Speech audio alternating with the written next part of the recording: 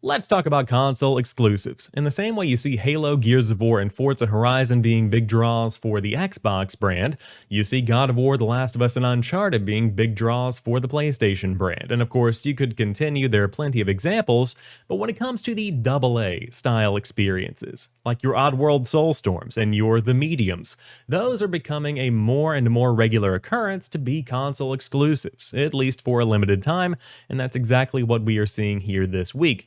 This is something that was known previously, but the Medium has been a timed exclusive, and it looks like it has been rated for the PlayStation 5, so you can probably expect to see that one coming by the end of the year.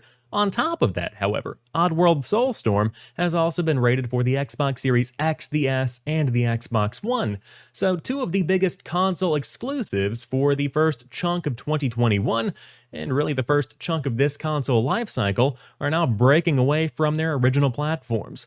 Oddworld Soulstorm and the Medium are switching sides, essentially. As somebody who just owns an Xbox Series X, I'm very excited to check out Oddworld Soulstorm when it launches, probably later this year. On top of that, I also want more people to play the Medium. I played that this year when it launched on Xbox Series X with Xbox Game Pass, and it was a fantastic time. More people need to see what Bloober Team brought to the table.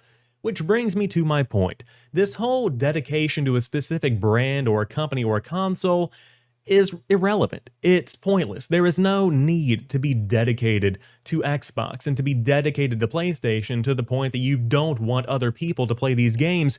If you really enjoyed a game and if you really enjoyed what a company was creating, wouldn't you want as many people as possible to enjoy that game and experience that world that these developers have built? You see this a lot from both sides of the fence when it comes to PlayStation fans and when it comes to Xbox fans. A lot of people love the exclusivity of Halo and Gears of War and Forza, and then a lot of people on the PlayStation side love the exclusivity of God of War, Uncharted, The Last of Us, Spider-Man, and so many more on both sides here. But ultimately, when it comes to these AA games like Oddworld Soulstorm and these games like The Medium, that's where you begin to see an evolution, where you see them coming to other platforms after a small period of exclusivity, and in a way it kind of scratches the itch of the console platform holder and the publisher because they do get to trade money and make a game exclusive for a couple of months, but it does also scratch that itch that I have to allow more people to play more games.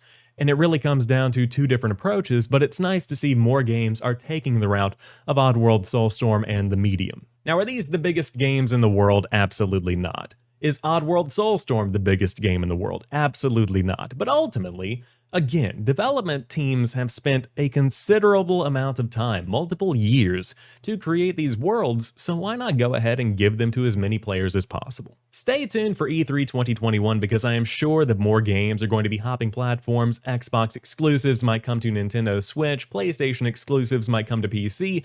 There's a lot of potential in the weeks and months ahead with not only E3 2021, but the Summer Game Fest on the way.